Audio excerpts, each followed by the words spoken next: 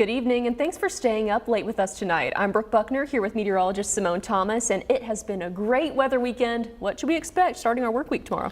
You know, Monday is going to be a nice repeat of what we saw this weekend. I think we'll kick off the week on a high note, try to beat those Monday blues as much as we can, starting out with clear skies. So a bit of a cool start to our morning. We could see some upper 40s and lower 50s, looking to warm up by lunchtime to the 70-degree mark by the afternoon. Upper 70s across central Arkansas. That cloud cover starts to develop as we close in on sunset, and definitely tomorrow night a lot cloudier ahead of the action that's coming through the work week. But here's a look across the state at those highs.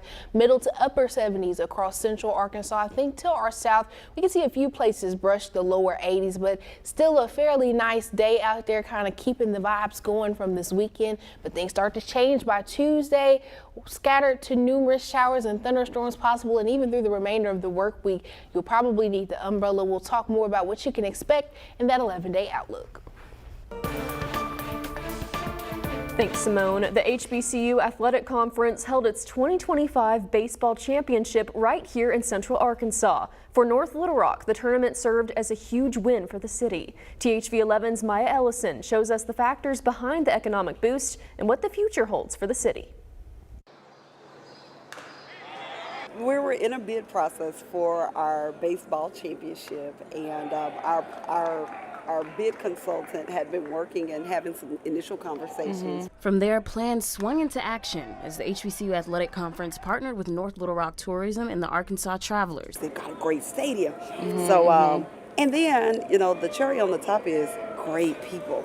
And so after having that conversation, we realized this would be a great place for us to host our Hope Credit Union baseball championship. North Little Rock Tourism Heather Kuhn says pitching the city as a host was the right fit. For them, all roads led to Dickey Stevens Park and what that meant for the tournament as a whole. Then you create a place where people want to live. When you create a place where people want to live, you create a place where businesses want to invest. When you create a place where businesses want to invest, you therefore create a quality of life. It's that quality that led to an estimated $300,000 economic impact and an experience of a lifetime. I think a lot of times people just look at this as a baseball facility or just a place where the Travelers play, and like we're learning and we're showing the community that we can be so much more than that. And also creating long-lasting opportunities for players, something Travelers General Manager Sophie Ozier says they strive to do. Another economic boost the tournament has on the community. So we've actually had quite a few of the players asking our grounds crew about their jobs and what they do, because obviously our grounds crew is going down there in between every game. And so I think it's been good for the players to see of, hey, maybe if I don't continue to play, what are other ways that I can still be involved around the sport? In North Little Rock, Maya Ellison, THV 11 News. Bring the tournament back for years to come and hope to learn how they can expand it in the future.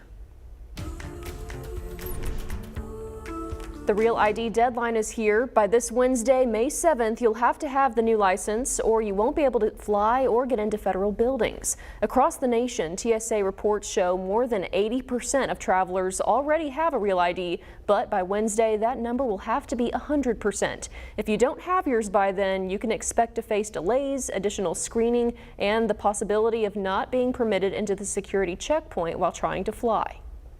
If you're traveling late in the summer, just make sure you come by our office and get that done before you hop on an airplane. I don't want anybody going to the airport and getting turned away and having their travel plans frustrated because you don't have a Real ID and you'd be able to have one in order to travel. Keep in mind you can still visit a revenue office to get your new ID after May 7th. And if you're not sure whether you already have one, just check for a gold star in the upper right corner of your license or visit ar.gov/Real ID. And tomorrow, Little Rock is taking City Hall back on the road for its second mobile City Hall. The first one last month gave the community a chance to voice their concerns at hours that work better for them. Tomorrow's mobile City Hall will take place at St. Mark Baptist Church on West 12th Street from 5 to 7. There will be representatives from every city department on hand to answer your questions and provide resources. Tonight marks the final day of mourning for Pope Francis as church leaders look ahead to this week's conclave and selection of a new pope. CBS's Chris Livesay is in Rome where final preparations are underway. It's been called Holy Smoke. Massimiliano De Sanctis is testing the system for when Cardinals elect the heir to St. Peter. If they release black smoke, the voting continues. White when we have a pope. Vatican firefighters have just installed the chimney, and the furnace has been set up inside the Sistine Chapel. That secretive process begins Wednesday, beckoning 133 cardinal electors from across the world. Some are predicted to align with Pope Francis, like newly minted Swedish Cardinal Anders Arborelius, who's meeting many of his peers for the first time. I must say, I'm surprised that it's so peaceful and so friendly atmosphere. Oh, really? Yes. You're surprised? Well, if you read the papers, you get you get the idea that there are two parties fighting for power. Others have been openly critical of Pope Francis, like German Cardinal Gerhard Müller, a staunch defender of traditional Catholic doctrine. Gay marriage is not possible.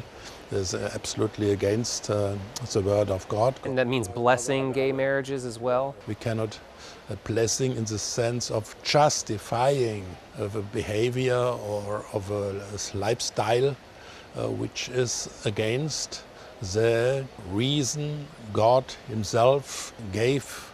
Francis was often accused of being ambiguous on this topic, so are you looking for more clarity in the next pope?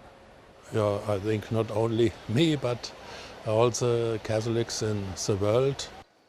Now, that diversity in cardinals could lead to a long conclave, the longest conclave in history. Back in the 13th century in the nearby city of Viterbo, took nearly 3 years. Locals became so frustrated they took the roof off the building where cardinals were staying. However, in recent times, conclaves typically last just a few days.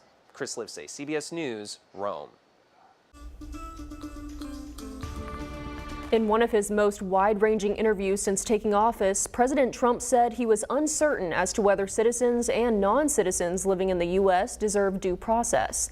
In an interview on NBC's Meet the Press, President Trump said he did not know if it was his job to uphold the Constitution and wavered when asked whether every person on American soil was entitled to due process. The answers came in response to questions about the administration's handling of Kilmar Abrego Garcia, the Maryland man mistakenly deported to El Salvador in what Justice Department officials called a clerical error. We have thousands of people that are some murderers and some drug dealers and some of the worst people on earth, some of the worst, most dangerous people on earth. And I was elected to get them the hell out of here, and the courts are holding me from doing it. In the interview, the president also ruled out the possibility of running for a third term and discussed possible military action in Greenland. President Trump also speaking on the possibility of extending the deadline for TikTok if there is no deal, pointing to election results as a reason why. I'd like to see it done. I have a little sweet spot in my heart because, as you know, I won young people by 36 points. That's a lot. No Republican ever won young people, and I won it by 36 points, and I focused on TikTok. So perhaps I shouldn't say this, but I have a little warm spot in my heart for TikTok.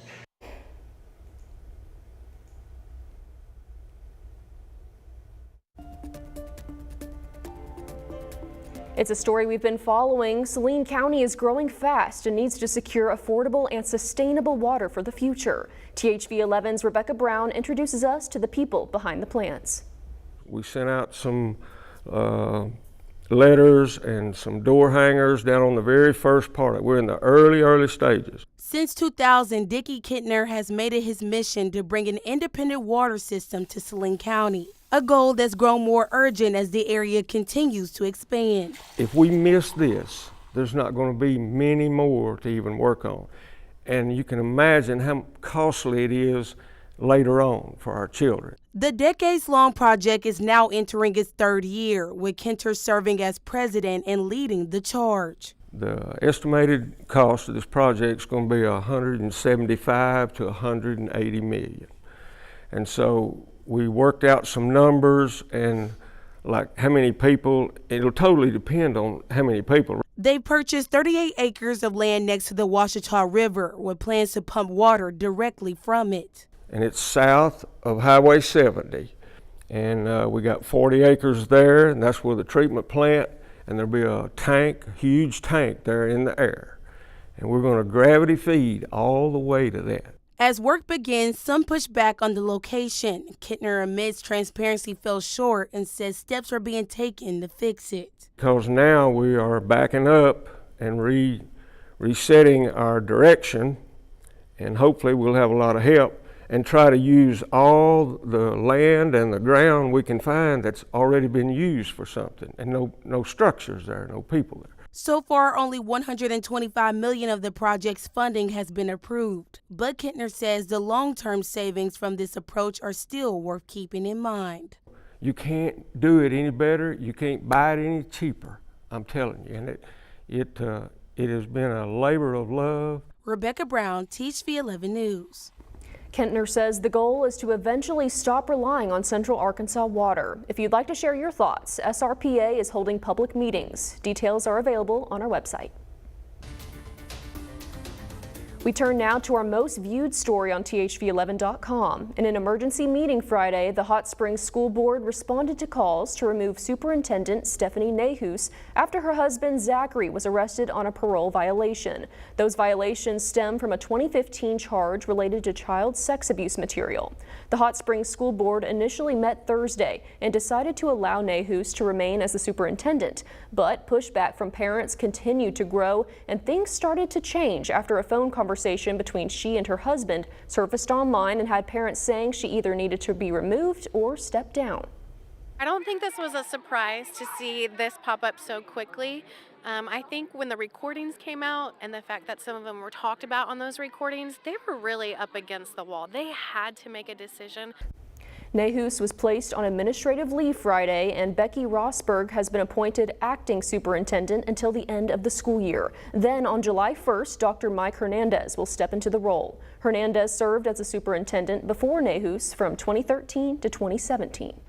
Maybe you want to send the kids to the bus stop with a light jacket or sweater tomorrow, starting out in the upper 40s and lower 50s thanks to clear skies, but we're warming up to the upper 70s. All of the details on the week ahead are coming up after the break.